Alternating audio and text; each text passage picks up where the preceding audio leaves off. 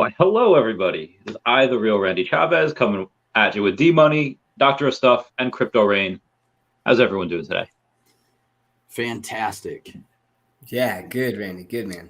Yeah, for sure. Everything's up a little bit, and it's feeling awesome, at least in the overall crypto space. Everything but OMI token is up. Unfortunately, right?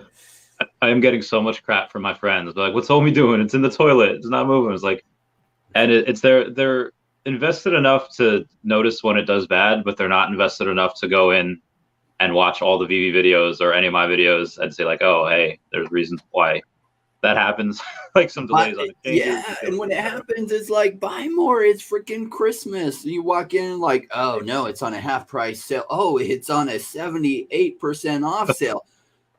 Why would I buy more? Yeah. I'm just going to complain about it being so discounted. Well, I was going to say, I remember like last year when it was in the 0.002 range, and I was like, oh, this is amazing. And honestly, I was like, I didn't think that I would ever see that again. And now we're here and people are flooding it and stuff. And I'm like, this is a Christmas sale. This is crazy. If you believe in the token and the utility that's coming, why in the world would you not jump at these prices? Yeah, it's a Christmas miracle. So isn't it funny how like the big, being in the crypto space for a while, you see kind of these ebbs and flows, and it broke down out of the sideways trading. It broke down significantly. Who didn't know that was going to happen? I wish I had known, because I bought a bunch more at 6.65 cents and 0.72 cents, and freaking could have been Christmas. And I am loading up at current prices. It's like the gift that's like, okay, well, shoot, I could have bought even better before, but why don't I take advantage of this now? Yeah, same. I know you've been you said October 2017, Rain. What about the rest of you guys? D-Money, Dr. Stuff, when did you guys get in the crypto space? Go for it, D-Money. Yeah, well, I was one of the people that came in specifically for, OMI was the first token that I really purchased. I had to go in through Coinbase and bought some Cardano and sent that over to Bit4X and bought some OMI. And that's been August, I believe. The very first anything that I bought in the crypto space was the Spider-Man secret rare. I actually landed one on the drop. Nice. And yeah, which is just bananas. And I was actually hanging out with Doc the night before, and he had told me a little bit about Veve back in like April, May type of a thing. And so I at least signed up for the emails. I was getting emails about drops and things, and I saw Spider-Man come across the wire. And I was like, Doc, how big into this Spider-Man do I need to be? And he was like, bro, if there's one thing that you ever buy right now, that like you need to try to buy this, and I just ended up lucking out. So yeah, I'm relatively new to the space. Oh, okay. So that was like your first major thing, and It was because the influences over here. They had Doc and Rain.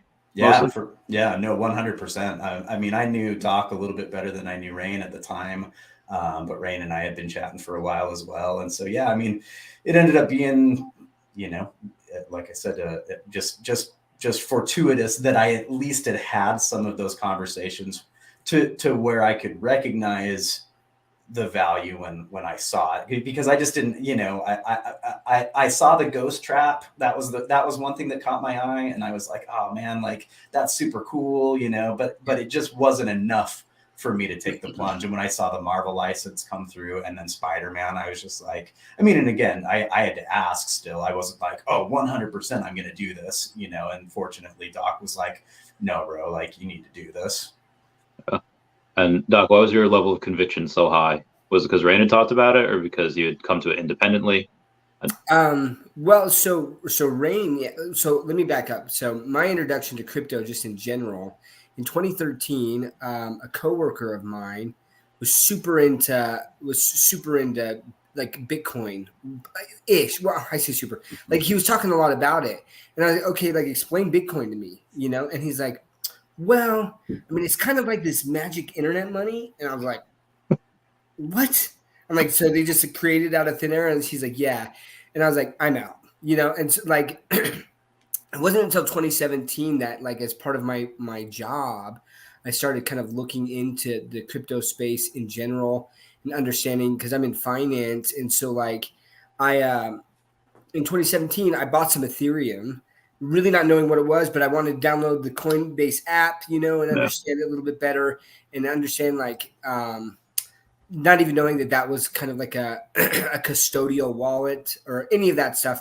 And then I kind of forgot about it. Like Ethereum took a dive, and I was like, whatever. And then I sold it and bought some XRP and just kind of like dabbled.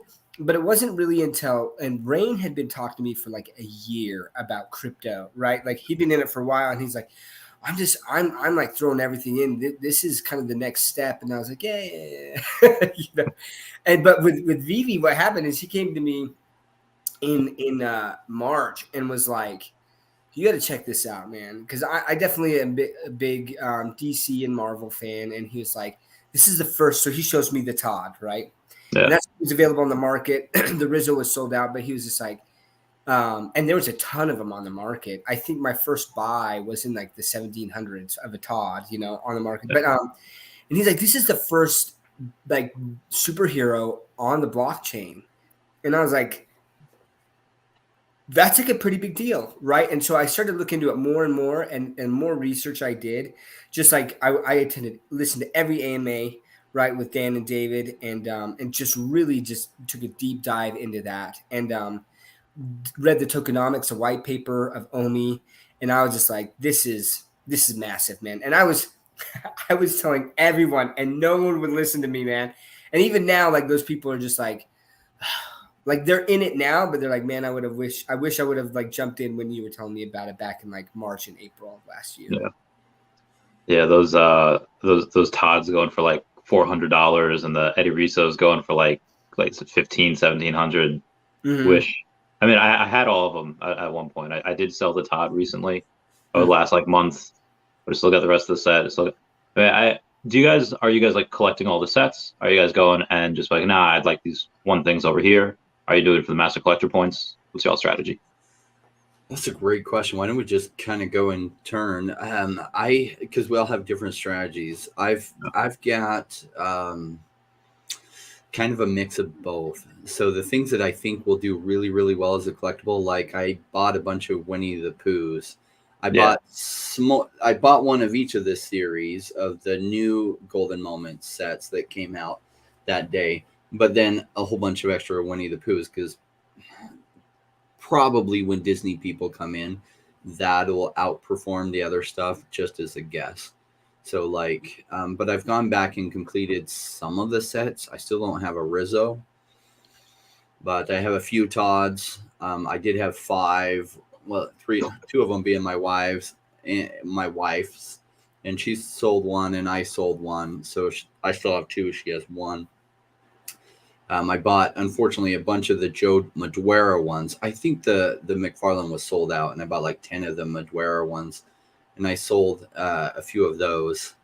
And so I'm just kind of trying to get enough sets that I get the MCP points and can qualify at a high level for like the upper tiers. And I plan to send a whole bunch of OMI into it, like a whole bunch, because I just accumulated a ton of it, so that, hopefully I can get into those rare drops, and, we'll see how that shakes out. But if I end up having to complete more sets to get the higher tier, I guess I will.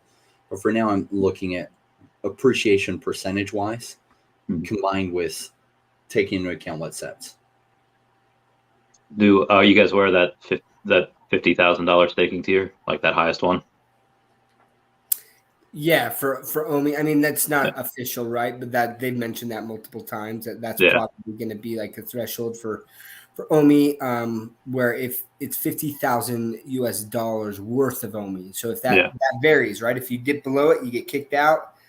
You got to put more in to get those the rewards from that staking tier. But that's going to be huge. Like if depending on how they play it, with what rewards you get for having that staking tier. But if those rewards are pretty substantial, right, you could have a lot of people who are like, I'm gonna be staking $50,000 worth of OMI to get either these points or into these exclusive drops for some of these bigger ticket items. So yeah, no, agreed.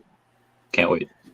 So, if you were to get 50K of OMI today, and then if it does what I think it'll do, it'd be really easy to maintain that number. Because then what I love about OMI is that functional use case, or reason to really just hold it and keep it that they're giving people. And if those drops are significant and, getting into that class is significant, then OMI will go through the roof.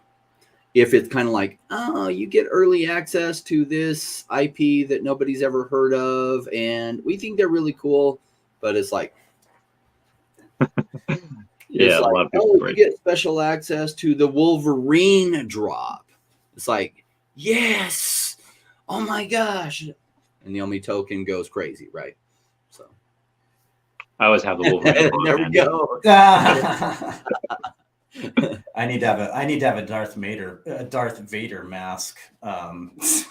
Yeah, that would be, because that's the one that I'm excited for. And but I mean, to your point, Rain, like you are right that it is like it needs to be something, right? Something that's a little bit more exciting. But they are adding utility to the OMI token, and that's exciting to see, right? And so whether it's the staking tiers or, OMI to NFT, that sort of a thing, there is at least a use case for the OMI token, which, with regards to a lot of other, a lot of other crypto projects, like they frankly just don't have a lot of use case, and I don't want to. So I'll just go ahead and tell real quick of what my strategy is with OMI, just to kind of button that up. But like, or to Veve, like, for me, I'm not as high of a roller as these guys, and so. I mean, I do a lot of, just kind of trying to flip off the drops. I have a couple full sets. The one that I'm like most proud of is the Ultraman set, and that's not even that big of a deal at this point. But I do have a few sets and then some, at least one Grail piece. And so I am just trying to,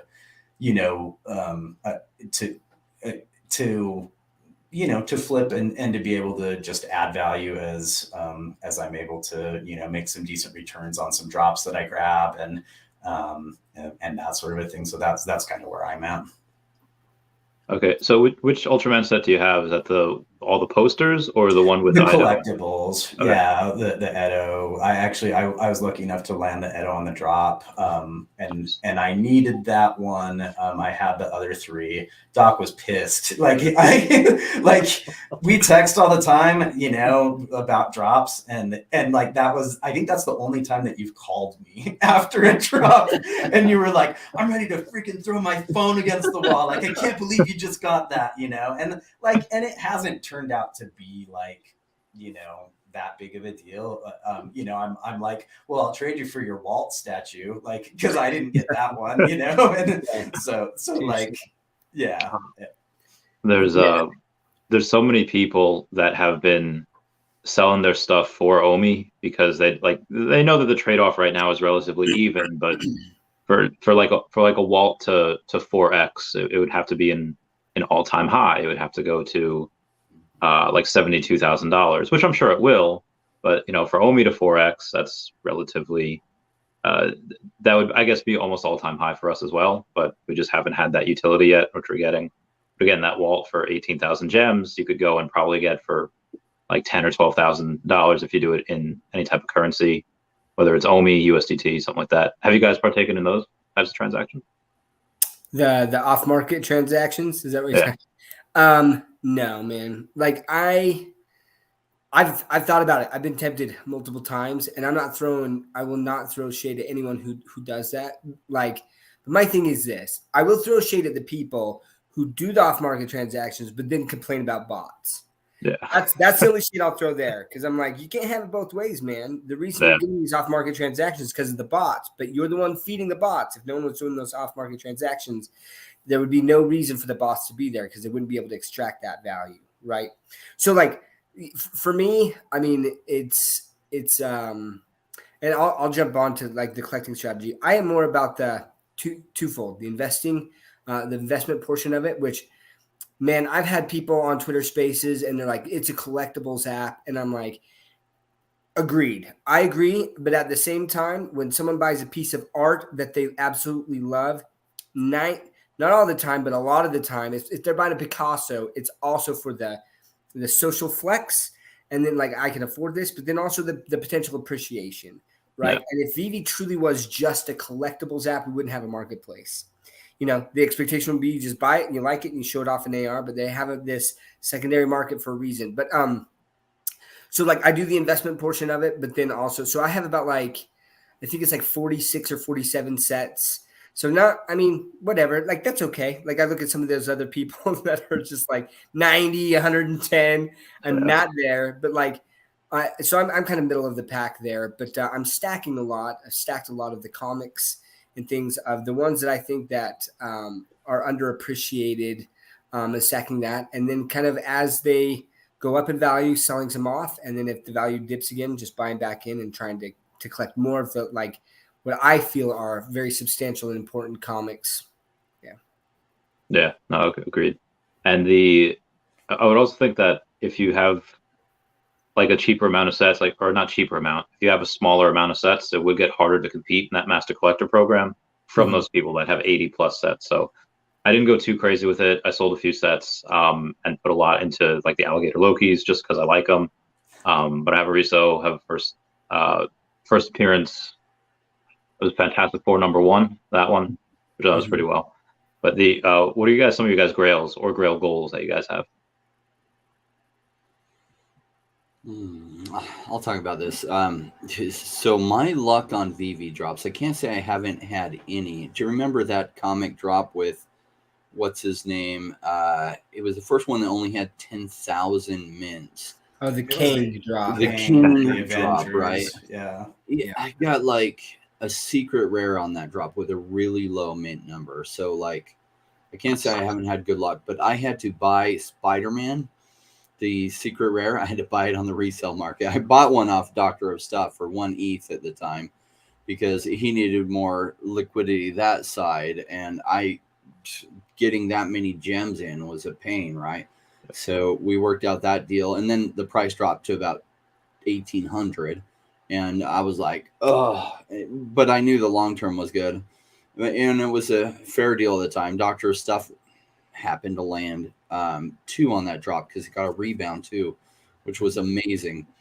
And so I had to buy it, and then I bought another one. So that was kind of the one that I was like, this one's going to do amazing. And even though I paid $3,000, dropped 1,800, I was like, that'll do well. But I didn't get a Walt Disney statue, and I was dumb because I was emotional about it because it said I got it on the drop, but I didn't. That was one of the drops where it like gave you the thing and then you didn't really get it. And so I was so mad about that I needed to just break down and pay the $2,000 or whatever it was trading for. And I was just like, oh, and still trying to get over that. I was like, I know I'm acting irrational, but and I didn't buy it. So now I don't have one, and I'm like, oh man. So because that one is special, right? So and just taking the time to buy that was really dumb of me for not taking the time. But with that said, I mean, when the comics came out, right, and like Spider-Man #1 and the Marvel #1, right? And then like everyone was dumping their comments. They were $7, and you actually had about 10 minutes that you could buy some and everything. So I ended up getting some, and then people were dumping their comments for like $4. And I was like, yeah, okay, I'll just go through, and I was just buying as many as I could. And I was like, all the semi-low mints are gone, and I'll buy some more later. And I forgot to keep checking in because my goal was to accumulate like 300 of them. I ended up getting like 50, which I can't complain about because they went to what, $800 a piece or something, right? Yeah, they went up really high. Yeah, they went crazy. And like my brother calls me and he's like, hey, you seen these? They're going for like $800. Like, no, what? How many of those do I have? Let me check. Oh man, I forgot to go in and buy more, but oh gosh, at least I was acting pretty smart here. Did you sell some? Yeah, I sold like 10. But I rolled it into things at the time that were relatively cheap that have gotten way cheaper. Yeah. So the smartest move would have been just to keep it in liquid and gems, but I didn't know how, it wasn't clear how big the pullback would be, even though I felt like there'd be a pullback. Just didn't know how big it would be. And it's been pretty big. And that just it goes through that space, right? 2 steps forward, 1 step back all the time in the crypto space. Yeah, we've had that for been like a month or like maybe like a month and a half now, that from all-time highs kept going down and down.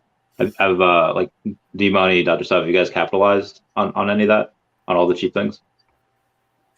All I did, I was just talking to Rain before this. I sold one of my Iron Man golden moments, and then I just like FOMO'd into stuff that was high also, you know. Yeah. So that's just gone down probably more than the Iron Man has, you know. So it was kind of dumb. It is what it is. What I was trying to do, and this goes back to my to the Grail piece, you know, question, is I was trying to scratch together enough gems to grab an ultra rare Steamboat Mickey.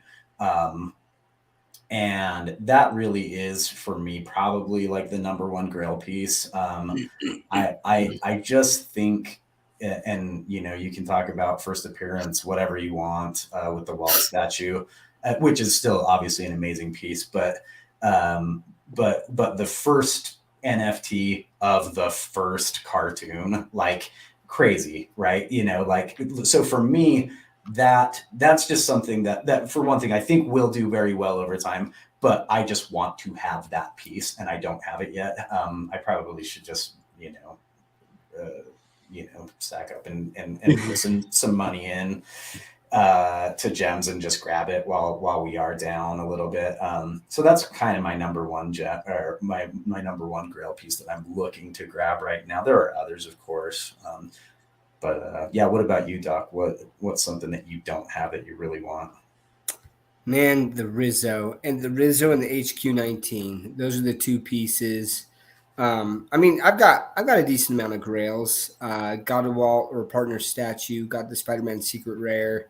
Got the ultra rare Mickey, which man, I do love that piece. Like it's it has that music too with it, and I FOMO'd into that. I mean, I got a pretty low mint. So what happened with me and the advantage, I sold my Givenchy. I had a pretty low mint Givenchy that I sold for about 12 grand, and then I used those tokens to buy the ultra rare Mickey, low mint ultra rare Mickey, and then just start completing some of those sets, you know.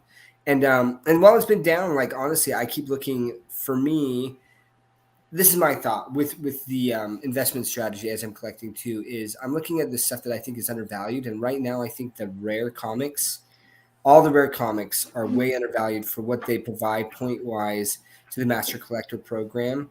I mean, if you're trying to kind of dollar cost average per point right now, I mean, the cheapest collectible on the app is maybe like 20 to 30 bucks. And that's like 1 point, you know, whereas your rare comics are around 20 bucks or 17 or even $15 sometimes.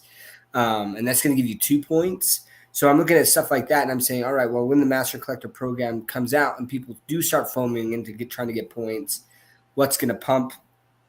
So looking at that stuff, but going back to the Grails that I wish I had, the Rizzo, I mean, yeah, man, and the HQ19, those two pieces together. Like, I want those, and I will get them. And so my thought is that I'm buying more and more OMI right now because I think it's just so low. And then when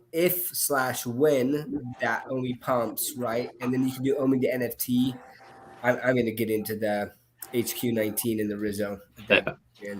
I can't wait for that OMI to NFT. They did say OMI utility as far as raffles and betting the OMI for Q2, which is in a couple days, next quarter. OMI to NFT, I don't know if they mentioned that for Q2 in there. It sounded like they hinted at it, but maybe they weren't sure. They didn't want to say anything definitive. How much OMI are you guys, like percentage-wise, are you guys saving? Like, hey, this is just for me, this is my nest egg, versus I'm going to put this into the app and I'm going to buy everything with it. I'll go ahead. I'll go ahead because my plan with my OMI is to just stake it. Okay. I don't intend, and that can certainly change. I'm really hoping that that when the VeVeVerse drops, that the OMI staking is going to be key to potentially buy real estate in the VeVeVerse. Mm-hmm. So it's one of those for me, where I'm hoping to look back, 20 years from now and just say like, man, I made the right call. It was life-changing wealth, and I'm just kind of not going to touch it. That's my take on it right now. I could be wrong, certainly. Yeah, mine. I think I have 15% of my OMI in the app, which is mostly for staking. But yeah, the land is what I'm excited for. Also, you guys, interesting to see how that comes out. I'll probably sell. Like I have some of mine for investment reasons, right? Just to sell it when it goes high, and some of it for staking in the app to qualify for the master collector status. That I'll probably keep that and plus a buffer, but I'll take profits when it goes crazy, and I feel like it will. So just like, take profits when it goes crazy and everybody FOMOing in, and then buy it again when it goes low and everybody's talking about how boring it is. It's great to have the ebbs and flows of the market where you can recognize that. These patterns repeat themselves over and over and over again. When you hear everyone talking about how terrible the price is and how horrible it is, to me that's like, okay, buy signal. Like it's that simple. And when everyone's like, oh my gosh, it's so crazy, I'm selling my house to buy some of this, it's like, ooh, sell signal, right? So that's a good point. I mean, we've touched the 0.0085 a couple of times. We haven't broken past there in quite a while. I think when we finally do, that'll probably be one of the signals. But Dr. O, percentage-wise, what are you spending? How much are you spending on using that OMI to spend, and how much are you saving for like the nest egg? Again, percentage-wise, you don't have to say the exact amount. I mean, honestly, the only things I want to buy, like right now at least, are the Rizzo and the HQ19. Everything else, I mean, who knows what will drop in between then, though, right? Because there might be some other drops, but I feel like I have almost everything else that I really want. So that's what it is. So whatever the cost is there, like I'm going to make sure that like I have that OMI. But most of it is, I think that OMI is so undervalued that I do. I am holding it more for the staking, a portion of that, absolutely, but then more for the investment when it really does pump.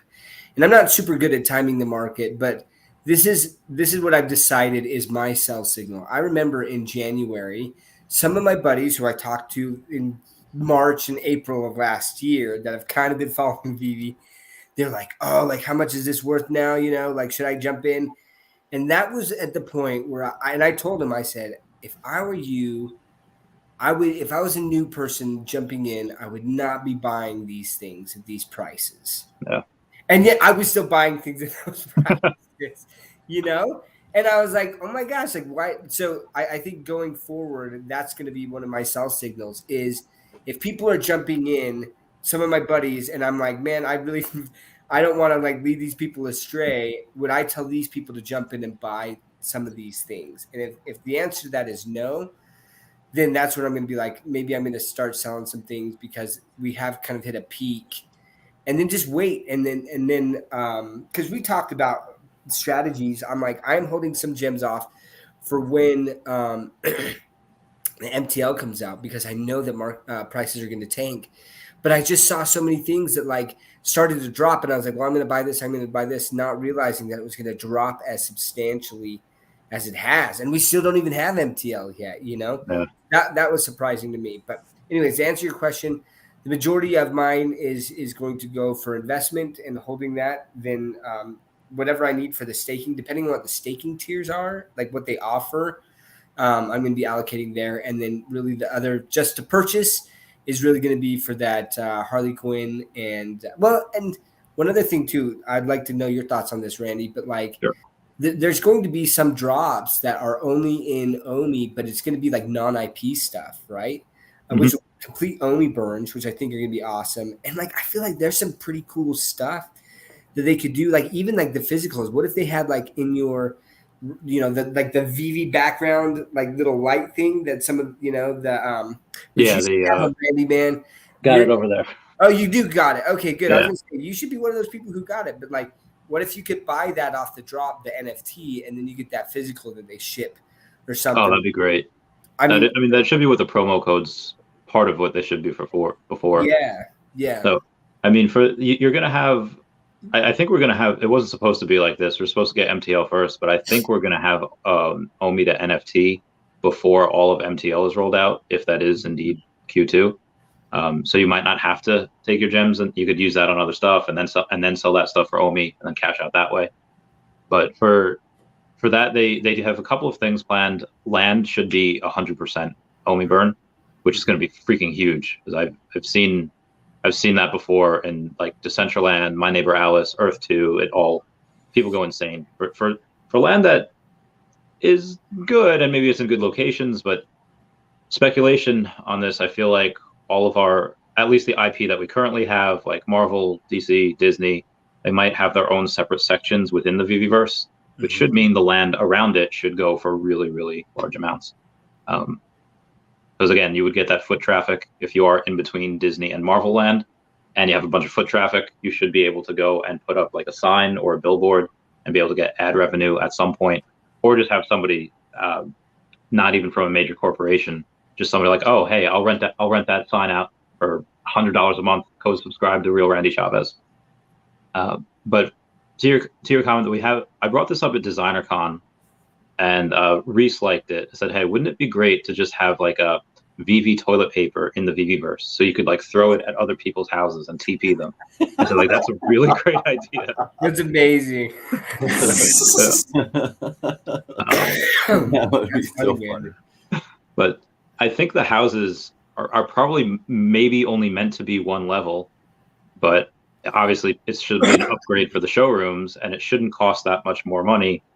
Because again, even if you don't have land wide, you should be able to build it high. Oh, let me pay another $100 to get a second floor, and so on and so forth. And I think you'll have a lot of people going and kind of swinging their stuff there. They're like, oh, I have a 100-story high house, and feel like, oh, I have that same thing, but over two plots of land instead. So I think that'd be really fun. And what was the last part of the question? You said the IP. Oh, like drops, like VV specific drops, like of David Yu, or like David Yu's hairline. If your avatar could have like David Yu's hairline, I'd get that for like my Lokis. I'd get that for Pikachu and Pikachu drops. It has David Yu's hair. It'd be so amazing. Yeah. And that's the thing, right? There's so many opportunities there. Like it really is endless of like what they could then do with the OMI burn. I know that there's been so much FUD about like the buybacks not happening, and it's like, look, that wasn't on their radar, that the SEC could potentially look at their token like a security. And as soon as that came out, right, they're in discussions with their attorneys to figure that out. If it can't happen, and everyone's like, well, it's not deflationary. And I'm like, no. First of all, it still is deflationary. Like when you have OMI to NFT, like in those sales, there is that 2.5% that's going to be burned. Yeah. So there's all these other mechanisms that they can implement to truly burn the token so much faster than just these buybacks, So, anyways, I'm extremely bullish on all the things that they have, the potential they have to burn it OMI. Yeah. All right. So I was wondering, I guess a couple of things. One was that they're coming out with a web app soon, most likely in the next quarter as well. And it's supposed to kind of circumvent the 30% fees that Apple and Google currently get. Every dollar that goes in, 30 cents goes to them. But for the withdrawal, that will circumvent that. So they're saving like 25+% just on the web app, because the fees on there should be pretty minimal. But on the withdrawal, there's a 10% withdrawal fee, which I think is small if you're comparing it to like HRO. I think it's like 30%. And what that does, they haven't said, but I think that could burn some OMI as well, at least from the reserve wallet. So that, and the math on what a company like this' market cap would be. People like myself have said, oh, maybe $10 like next decade, if we burn enough in the market cap. So what's your guys' thoughts on the burn mechanisms as far as withdrawal fees or OMI to NFT, and then based on like the market cap of this company and this coin, what do you think that could be?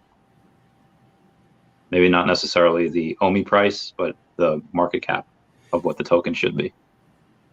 Yeah, it's interesting where it can go, right? So they have so many mechanisms that fundamentally, like when it really hits public consciousness. And what's funny is this public consciousness is an interesting thing. Todd McFarlane's were available on the market for forever. Yeah. And like I was stocking up on them. It was like mint number 1400 and 1426. And then I'd buy like a day later and it was 1437, right? And it's like, wow, these are selling really slow.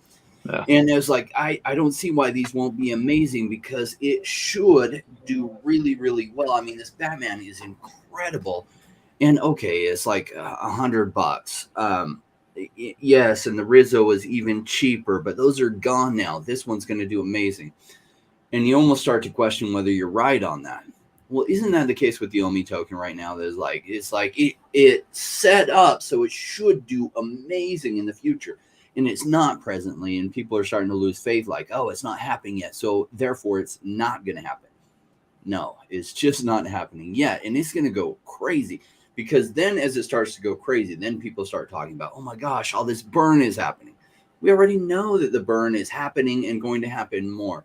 Number two, like, okay, so they updated CoinGecko, so it's showing the real market cap, not the overinflated one. So the market cap's under $1 billion right now, which is awesome. So I think the OMI price goes crazy. And what was interesting is, having been here in March of last year, right, and not being new to crypto and looking at market caps and price appreciation, what was interesting about OMI, it was so hard to get, and yet there were a lot of people, and this is really, really unusual, that their very first buy in crypto was OMI. Even with how hard it was to get, like you had to buy Bitcoin, send it to somewhere and get it. And so, but they count OMI as their first purchase, even though they had to buy Bitcoin, send it to some random Bitforex exchange or some other exchange in order to buy it. And they're like, I hold OMI, and they hold nothing else in crypto, and they have OMI. So it hit the same kind of status that meme coins hit, right? And like Dogecoin, people don't know anything about crypto, and they're like, I bought Doge, but Doge has nothing good about it fundamentally. Yeah. Shiba Inu, like not that much good about it fundamentally, but people are like, yeah, I hold Shiba. And then like OMI hit meme coin status without even being in meme coin, which is a good thing on my from my standpoint. It's an amazing thing. And if it hits that kind of meme coin status again, where people don't really know anything about crypto, but they're like, I bought $10,000 worth of OMI, or I bought $500 worth of OMI. And especially as it gets on other exchanges, it's easier to get. And people are like, yeah, you don't know anything about crypto, but you have to buy some OMI. If it does that again, where it can go is crazy. Where it will go if that doesn't happen, I like to think about price per token. I think anywhere from 6 to 30 cents if it doesn't do something like that. If it does do something like that, it can hit $1.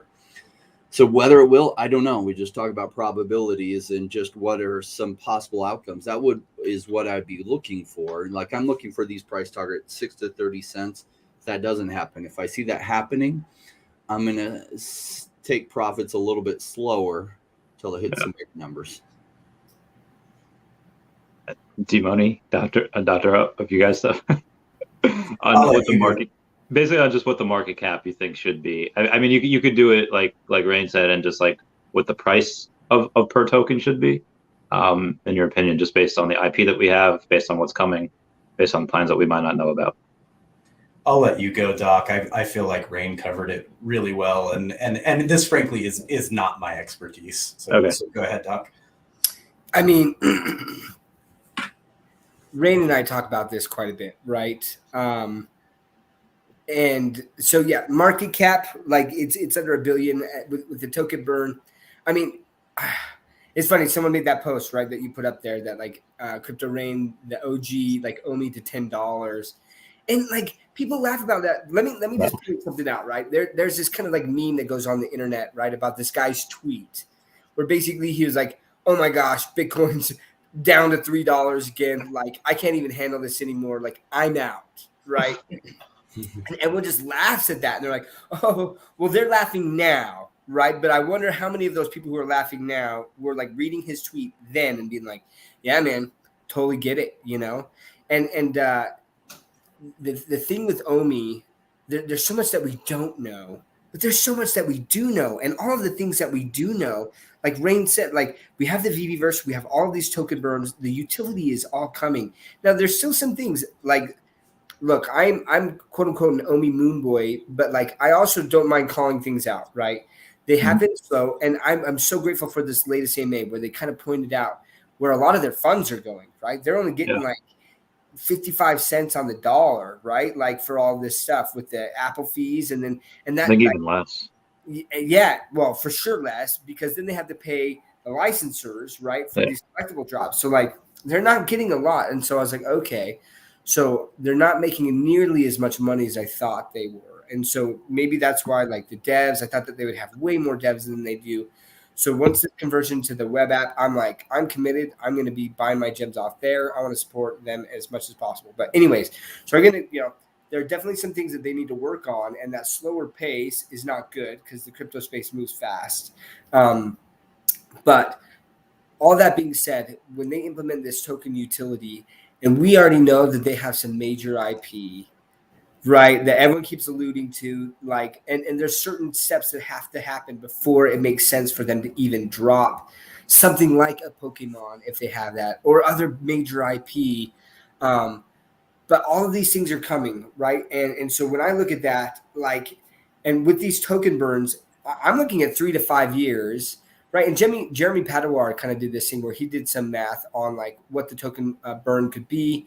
And then you go to the market cap, and really if you get some massive token burns with the VeVeVerse and things, that like why couldn't OMI be $1 or $5 in like 3 to 5 years, right? And that market cap won't be as high because the token burn has been so substantial. So I mean, I do kind of thinking of where the market cap could be if they have a VeVeVerse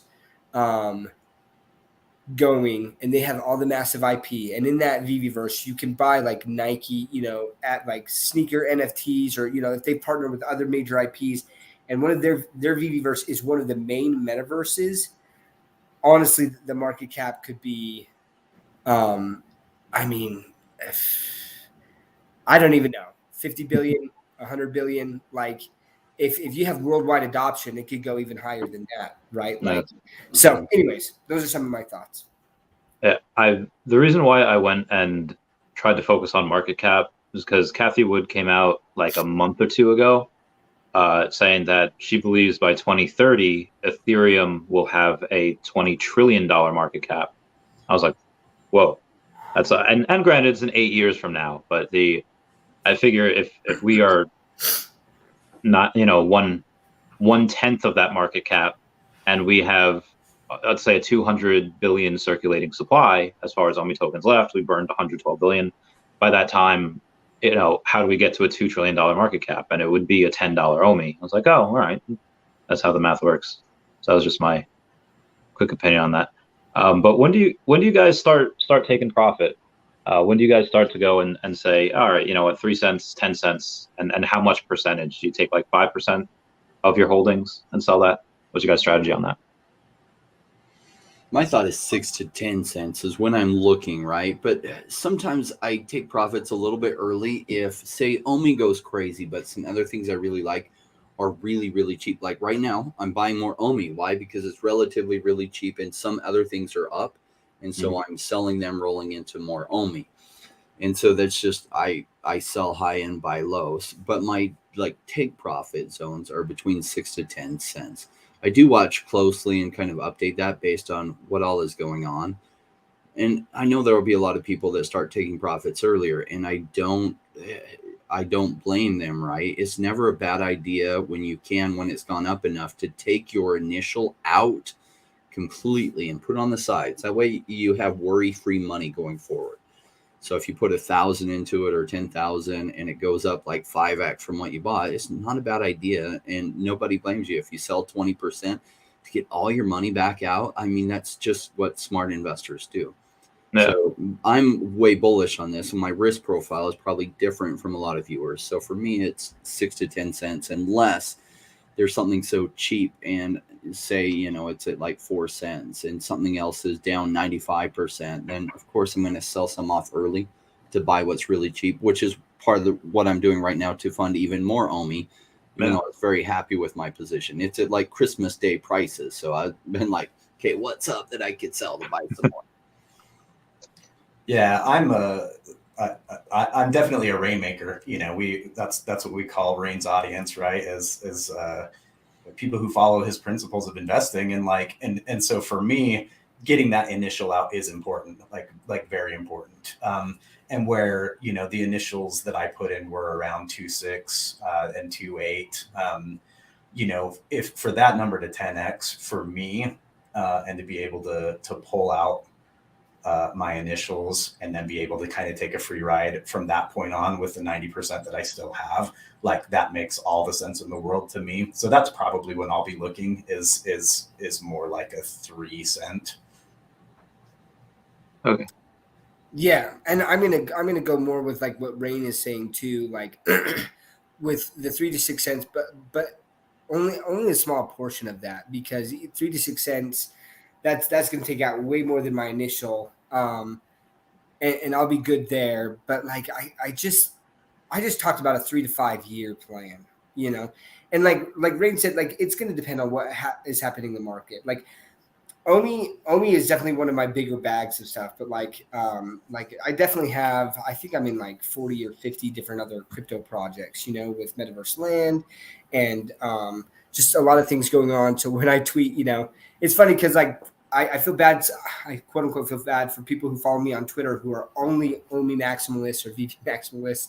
They see some of my tweets and they're just like, I don't care about any of these other projects. Like you're not tweeting about OMI, but like, yeah, I would say 3 to 6 cents is when I'm going to start looking at that. But like, I'm kind of more of like a hodler in general. Like I'll definitely take some profits, but like once I do have those initials out, I think that if OMI nails it, yeah, there are opportunities where I could sell this and potentially get into something else. But like, I don't have as strong conviction with any other project as I do with Veve. And so for me, I'm just like, with the token so cheap, even at 3 to 6 cents, if I just said that I see a $3 to $5 OMI, and then like in the next 3 to 5 years, or like even if it's at $1, like that's still such a substantial multiple from where we're at right now, that I'm like I probably won't be taking too much profits out, because I'm going to hold, and with the expectation that if the team even partially nails a lot of the stuff that's coming down the road, that token really will increase in value. So. Yeah, same. I did some back of the napkin math the other day and noticed that if we have the same amount of drops, and that doesn't change until January, and through the rest of the year, if we just have 3 comics and 1 drop each week, and we get to, let's say, 10 million monthly active users, we would burn like 102 billion OMI, I think. And then if the next 14 weeks of next year, if suddenly we catch up and we have 8 drops per week, which again, they want to do this year, but let's say it doesn't happen until next year, just off that and secondary market alone, that would be like another 100 billion OMI in the next 14 weeks of next year. And that's without the VeVeVerse. So either we start really burning through this reserve and circulating supply, or the price goes up. That's kind of my thing. What do you guys do when you take profit? How much do you save for tax? How much do you try to wait for something to go down and then sell it real quick and then buy it back just to take that loss and try to go and counteract your profits? What are your guys' strategy with that? I always do trades. I think about the tax implications, but I do trades. I used to when I was new and I was trying to get to a significant position, where I would take these short-term trades where I'm like, okay, I think it's going to go down from there, so I'm going to sell, take the ride down, and then buy it. But after missing 3 or 4 out of 5 times, when it starts swinging up and I ended up rebuying in for above what I sold it, I don't usually take those trades anymore unless it's so cut and dry. That's exactly what's going to happen. I just hold for longer periods. 3 to 6 months. Some of the stuff I've held for longer periods, so it falls into a long-term gain rather than a short-term gain.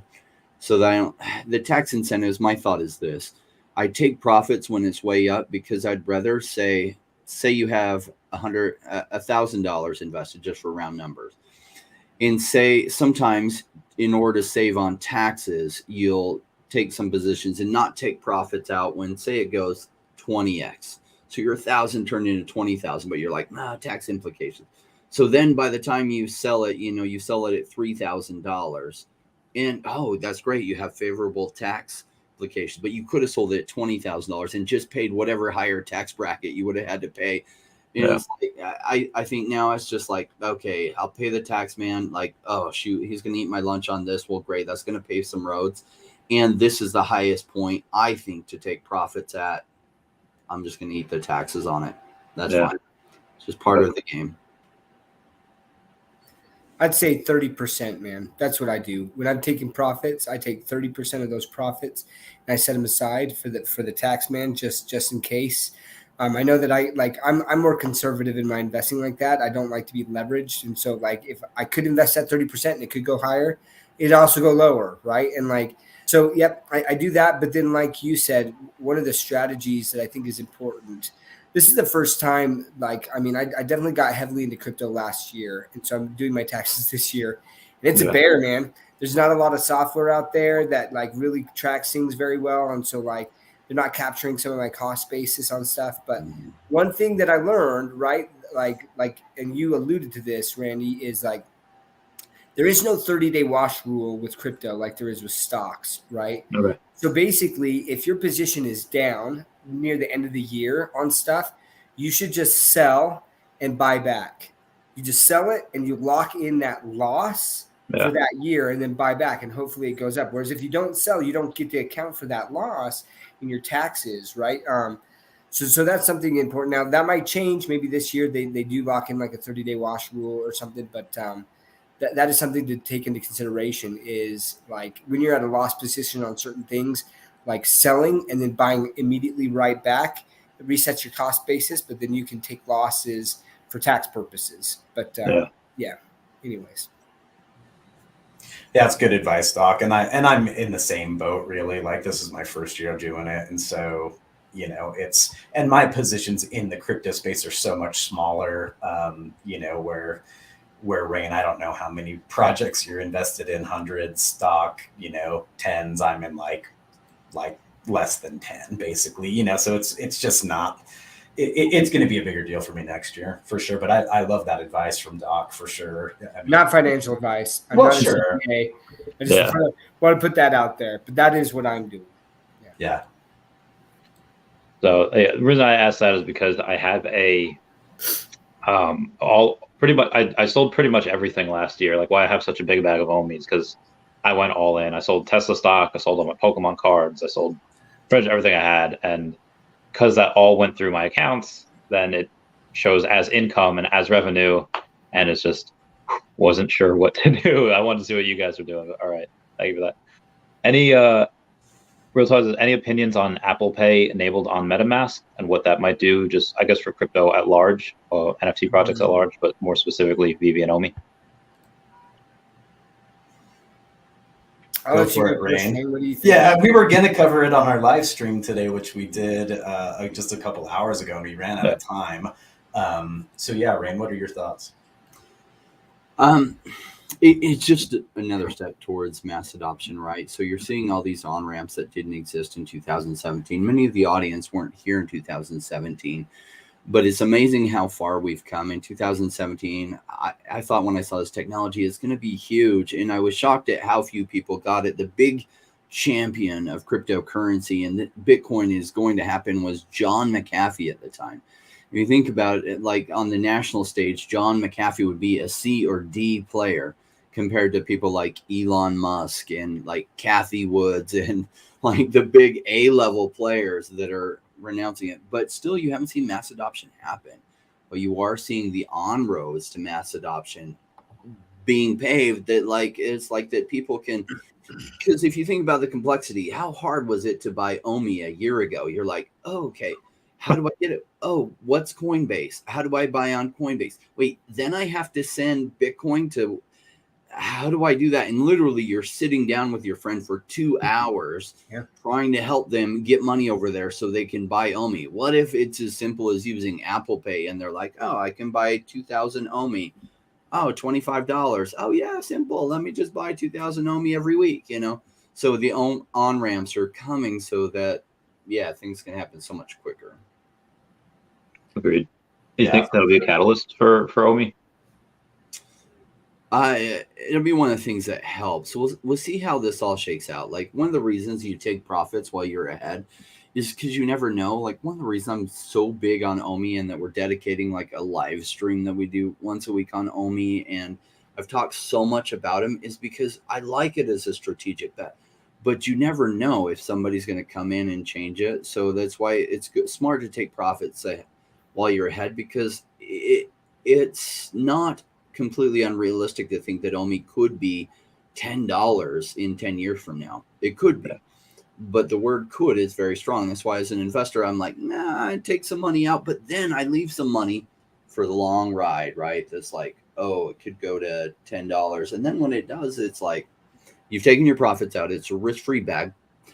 You've taken your initial out. You've probably taken some profits, and then you just can earn a strong position to let it ride.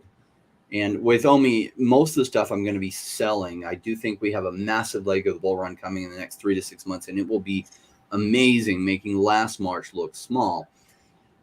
And I'll be taking a lot of profits, almost entirely out of just about everything, except for OMI, because their damn master collector program that I'm like, I've got to keep something in there to keep it. And it's so smart, right? I won't be able to sell all my OMI. I won't even want to, because I want to keep that full status so that I can get all those drops, because the inner collector in me will not let go of that.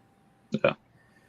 One of the more interesting things that we've shared on our channel, or on Rain's channel recently, was it was a chart that was put out by Wells Fargo, and it showed the direction that crypto adoption is going versus the adoption of the internet. So, it started in like whatever it was, like 1997 for the internet, and then in 2010 or something like that with crypto, and it just showed this parallel line. There were these two parallel lines of adoption as the years went forward, and for me, I mean, I remember getting on the internet, which was basically like just some chat boards, right? Mm-hmm. And like dialing into some chat board thing, and like you had to have credits that like you bought with like a 900 number. Like, it was super sketch town.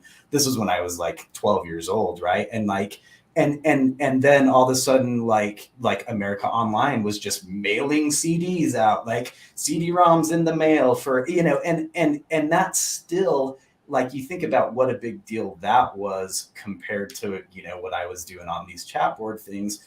But we had no idea that, that these were going to exist, and we were going to have the internet all the time, and how big the adoption was going to be. And so for me, news like that with the Apple Pay and MetaMask is it AOL mailing out CDs? Probably not yet, but it is just another step that just shows where the mass adoption is coming.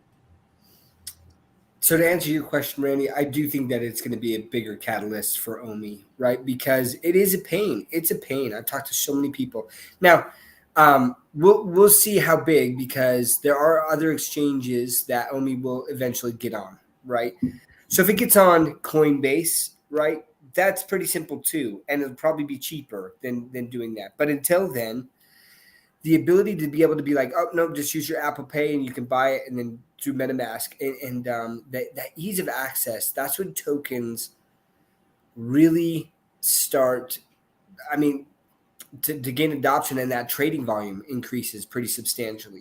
I think that the statistics are something like, a token that gets listed on a major exchange experiences like a 15 to 40% bump in price, that then settles back down at around 12 to 15% of what it was beforehand going forward, and so like if you can consider that MetaMask becomes like this other exchange with very easy access, like a fiat on-ramp access, and then that with the token utility that's coming with OMI, that combined, like it has the potential for OMI to pump even faster than, because we don't know when these other exchanges are coming.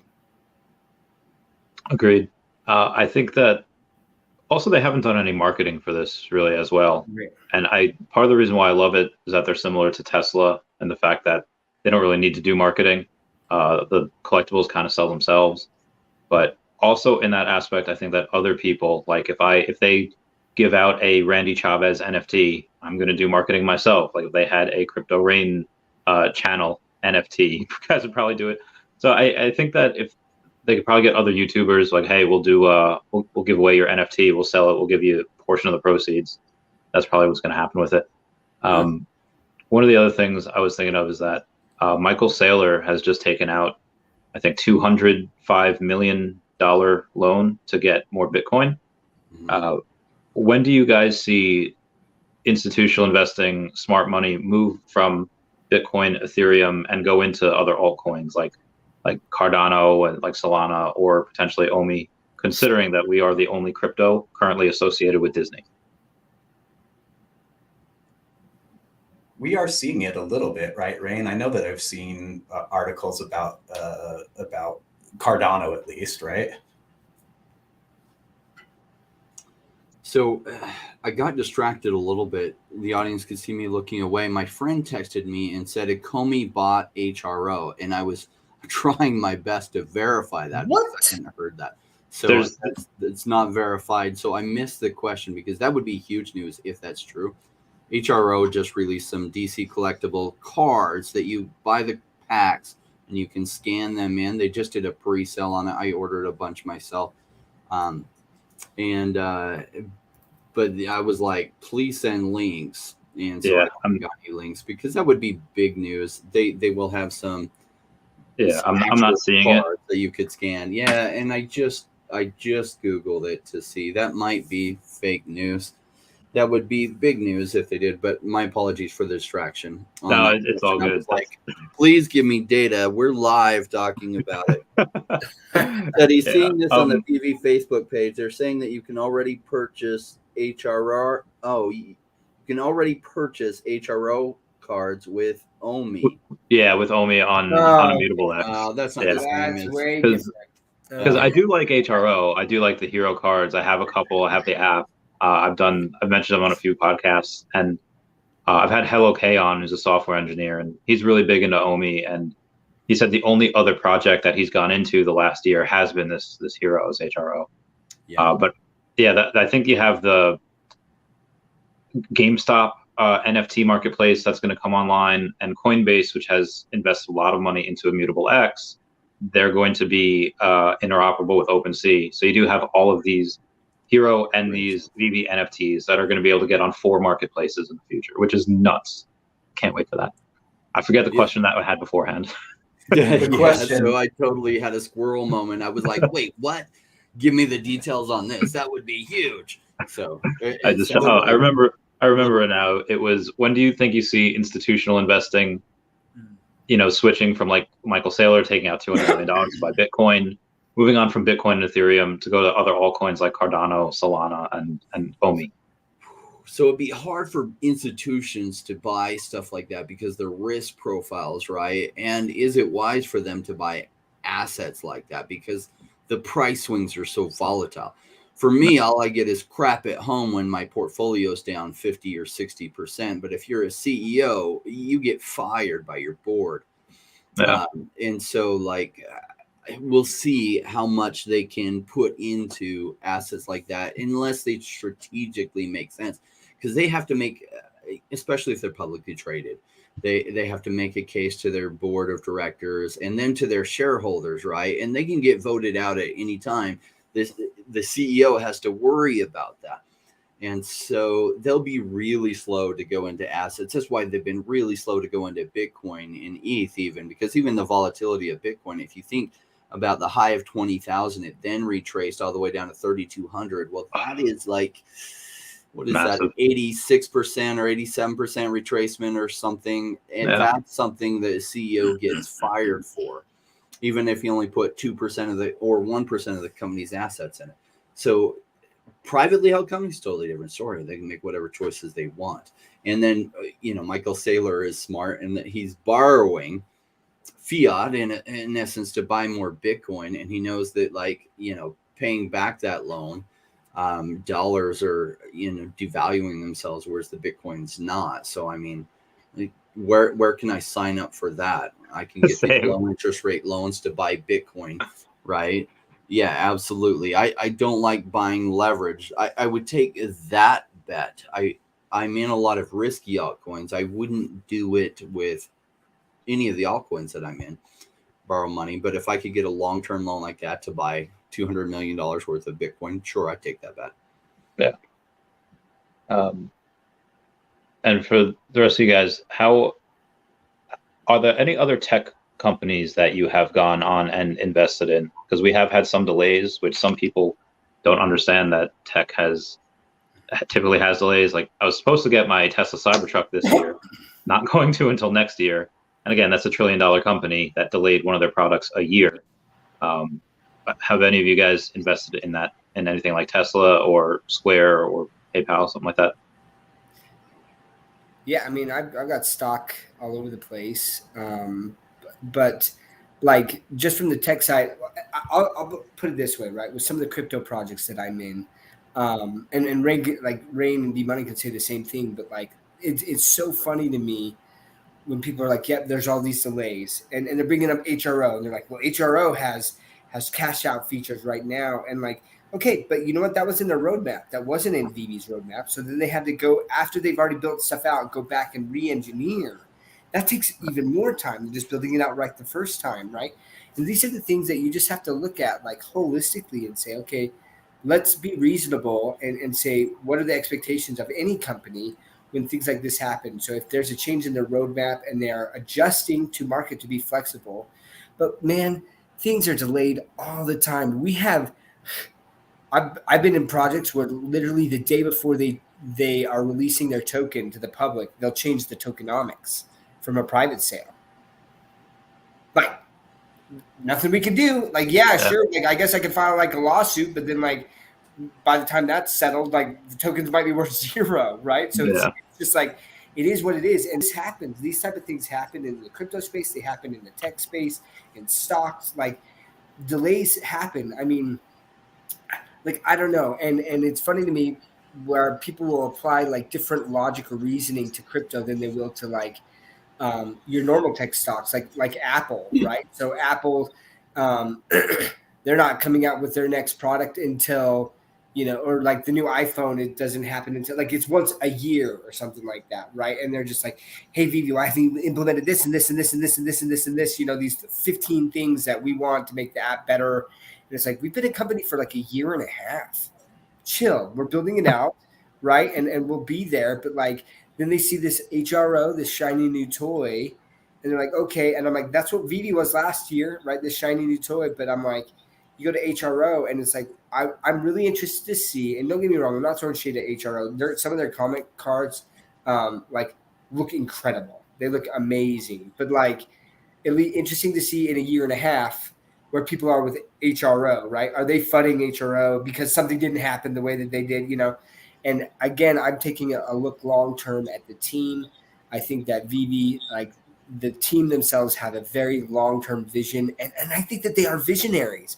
They were talking about NFTs 3 years before the space even was aware of what NFTs were. And now what are they talking about that we don't know about, right? What are they thinking about that's next? Why are they building out an AR? Why are they doing all these other things that all these other projects are? Because the wearables, right? All of the things, as we're starting to see this true metaverse, it's not just like I'm online within my computer, but am I throwing on my Oculus, right? And going in and really experiencing that? Do I have haptic gloves and boots, or like all of these different things that I think that they're looking at longer term? So anyways, going back to your point, like tech or crypto alike, there are delays. And I think that some of the FUD that's come around because of these delays is unreasonable. Some of it is the fact that they weren't transparent about certain things. And I feel like Veve got the message, and they're going to be a lot more transparent going forward with if timelines are broken and where they're sitting, going forward. just Agreed. part of like technology investment, right? I remember there's this company that came out 2.5 years ago, and it seemed like they had a pretty good narrative. I like to buy in narratives.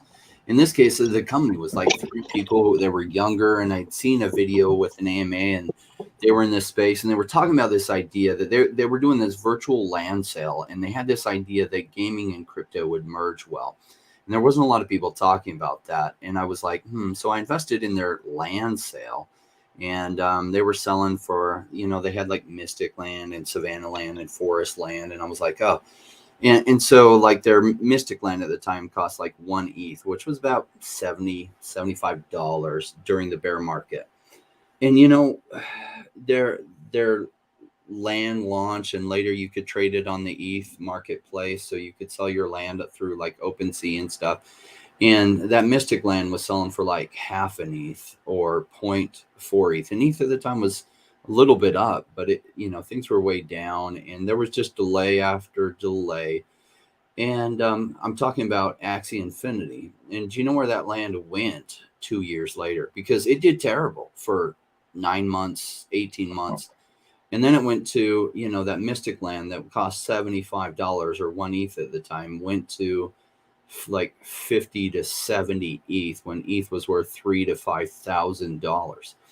So it just took some vision and patience. You know how many people sold when it was like, oh my gosh, this project isn't doing crap, and I'm just gonna dump my land for half an ETH, my Mystic God and stuff, and how they're like they missed out on, what was it selling for? About $70,000. So not 50 ETH, but the selling between, depending on the Mystic plot, between 50 to 120,000 for basic non-road piece on some of the Mystic Land. I guess the road pieces were going for 100 to 120,000 at the top.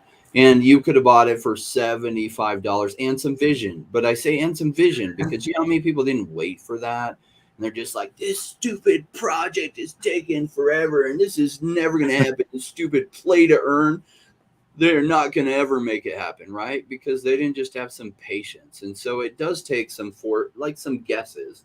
You're looking for a decent team. I was concerned about their team. When I saw the AMA, I almost sold because I was like, I don't know if these guys can pull off this vision.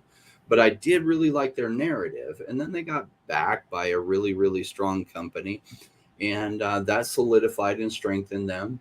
And they eventually rolled it out. And they took the world by storm with this whole play to earn thing. And then all of a sudden it was worth a whole bunch.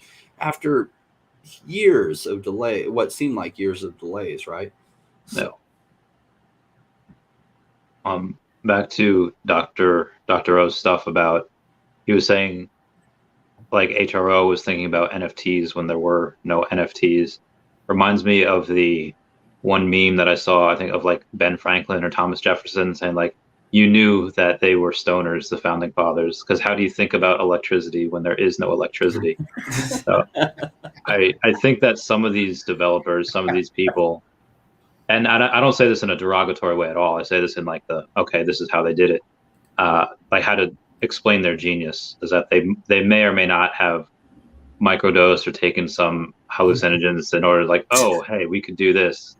Like, could you guys imagine if you woke up and this was all a dream? And you just wake up, I was like, hey, you tell your friend, Disney and Marvel and DC, they were under one app. We had Ghostbusters, all these NFTs were fit in one wallet. They'd think you're nuts. They think you're on drugs. For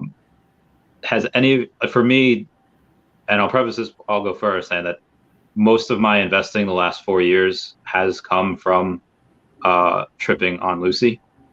As any of your guys, it has, like Tesla, Pokemon, OMI, like it showed me the way, and it works. It hasn't steered me wrong yet. But has any of your guys investing, or any of your thinking come from something like that? Or is it just you guys are born that way and you don't need that type of stuff? I haven't ever tried that, but is it fair to say maybe it takes all the pressure off, and clearly not FOMOing in, because that almost always leads to bad stuff, that maybe because it took all the pressure off and you just open your mind to what might do well, like that, a lot of it, I talk about buying when it's boring, right? So you look at things with a strong narrative and a fundamental when everybody's talking crap on it. What are they talking crap on right now? OMI's token price. What am I buying? OMI. Like you think that this would be really hard, but it's really this simple. You find projects where you have a solid team, you have a good narrative, and you buy it when everyone's talking crap on it. Why? Because they're mad about something being delayed. Well, I mean, I was buying this project called Cardano, which they were calling at the time Cardolano. And there was this other project that had launched staking, and they're like, Cardano doesn't even have its mainnet live. And Cardano's price went, unfortunately for me, I didn't buy right at the bottom, went all the way down to 1.7 cents. I started buying it when it was 11 cents, and it went down some further, 8 cents, and I bought some more, and it went down 5 cents, and then 4 cents. I think I got some at 3 cents. And they're like, Cardano and Cardano sucks and it's taking forever. Who wouldn't rewind time to 2 years ago and stock up at Cardano, even at 11 cents, when everyone was flooding on it because delay after delay after delay after delay, right? Okay, so isn't that what we're talking about with the Komi and OMI right now? And the token price is dumping for who knows why. And people are mad and frustrated. And I'm like, okay, how do I buy some more? Because I buy when it's boring and people are fudding on it and they're talking crap on it. But then I'm looking at the team. I'm like, no, still solid team. Like if the team was breaking up and hating on each other, and I'd be like, well, I'm concerned. But no, still solid team and everything. I'm like, okay, how do I buy more? And so I haven't used any Lucy to open my mind. I'm, I did 20. See, my strength is pattern recognition. Like there's some things I'm good in life, and a whole bunch that I'm not, and it's like pattern recognition. So I got into investing because there was this idea that you could make your money work for you. And I don't know about you guys, I'm willing to work hard. I hate to work hard. I like to work, like my ideal work week is like 4 hours in the whole work week. And so I'm like, that's not going to be possible unless I can make my money work for me. So how do I make my money work for me? Okay, so if I have to work really hard to make some money, that I can then make it work for me. And so I started this investing thing about 25 years ago and only been in the crypto space 4 years. But like I saw in the investing background, certain patterns. My mentor, who was worth $200 million, told me is this simple. He would buy real estate and he would go to a new market that he was interested in. He'd go get his hair cut and he would ask the person cutting his hair, what do you think about the real estate market? If their answer was, oh, it's terrible and it's horrible, it's a horrible time to sell or a horrible time to buy, then he would buy. If they're like, oh my gosh, it's so amazing. And my girlfriend over there just bought 2 houses and I have 3. He's like, oh my gosh, no way, sell, it's time to sell. And it's that simple, right? So the fact that so many people are talking bad about OMI and over just delays, right? And the price has dipped really low. And it's kind of like you're getting your hair cut and they're like, it's terrible. I hate OMI. They're delayed. I'm so frustrated. I'm walking away. It's like, to me, I'm like, ding, ding, ding. Okay, buy signal. Okay, where do I get the money to buy even more? Okay, let me figure that out. Maybe I need some Lucy to help me figure that out. But my wife's name is Molly, and that's like as close as I've done anything. That's no, she might get mad if she heard me say that, but no, we might be the wrong crowd for that question. I don't, Doc, maybe there's something I don't know about you. Yeah, no, I have not used Lucy like with that. I guess like I have an economic background, and really like that's what I kind of do is I study teams and use case for projects. And that's kind of what I base my investments off of. And look, sometimes I've fallen prey to hype on certain things where I'm just like, oh man, like this sounds really cool. And like, I don't do as much research as I should. And I swear almost every time that happens, man, I get burned pretty good on it. And so then I sit back and I say, all right, like, I mean, you look at Tesla and like what they're trying to do. I mean, I remember when I was actually working for Fidelity, back in the day when Tesla did their IPO, and I was kind of just like people were like, should I buy this? I'm like, well, I'm not a financial advisor, but I'm like, it's going to depend on their execution on, these battery cars, these high-powered battery cars, like they're going to drive fast. I'm like, I can't envision that. I couldn't see that at the time. And I didn't do a lot of research into who Elon Musk was or anything like that. Right. But I did say this, I was like, for me, I'm buying at the IPO price. I think it's going to pump and then I'll sell and then I'll buy back lower, which is what I did. But like, I never could have envisioned the price that Tesla has gotten to recently. That's crazy. So anyways, to answer your question, nope, no Lucy for me. But again, like fundamentals and solid team. And we're going to have some more talks. Maybe some of your Lucy-inspired investment projects, I'll have to just lean on your experience with that. Yeah, sure. I'll every now and then do it. I'll go live for it. It'll be like 4 a.m, guys. I had the craziest night. This is what I saw. I'm gonna have to watch some of those shows, man. That sounds fun. Yeah, I'll let you know next time I do it. Subscribe with the all notifications. There we go. Yeah, I'll send a message to the group chat. What's funny is there is a lot of research being done on like mushrooms and everything and the different properties of them that really was taboo. And then so I'm curious to find out. I knew somebody that was suffering from severe depression, and there's this hallucinogenic thing. And so I heard from him and someone else that went through it, and they're like, yeah, it totally helped. And I'm like, why wouldn't we explore kind of the medical benefits of some of this stuff? So. Yeah, I had a buddy of mine. So I have a bunch of buddies of mine that I served with that, kind of aren't 100% okay like anymore. But like, and one of them had like a complete full recovery like from mushrooms. Like he said he smoked weed and that really helped him with his PTSD. But he said mushrooms like cured it. I was like, no freaking way. Wow. And he's like, yeah. I was like, oh my God. Now, I don't know like to the degree and how bad in which he had it, versus like somebody else. And I don't know how much he took. I don't even know if he did it under a doctor's supervision or if he's like, I can't take it anymore. And, he just gobbled it up. But yeah, maybe that'll be another thing to invest in, mushroom farms. How much time do you guys have left? How much time is I know you guys are just coming off a podcast. Yeah, I got to bounce soon. And I know Dr. Stuff does. Yeah. Okay. So I have one more question real quick before you guys bounce. Any thoughts on people liking crypto because it's, the man doesn't know about it and how disconnected it is. But with the Veve and OMI, they are pretty centralized in that if things happen, they do have the ability to take control of your account, disable your account. What's everyone's thoughts on that before we leave? Yeah, so centralization is what we're used to. One of the big draws of crypto is the decentralization, that you own your own stuff. But can you say you really own your own stuff with Veve? No. Not yet. I mean, you'll be able to move some of it to, say, if you can move it off to a MetaMask wallet, then you own it. The OMI token, you can take control of it and own it and hold it in your own wallet, because that's when you fully own it. So there's this balance between that, right? They're offering a lot of goodies. I think they try to be fair. They are heavily compliant. So if you live in a jurisdiction, all of a sudden the jurisdiction's like, hey, confiscate everyone from this.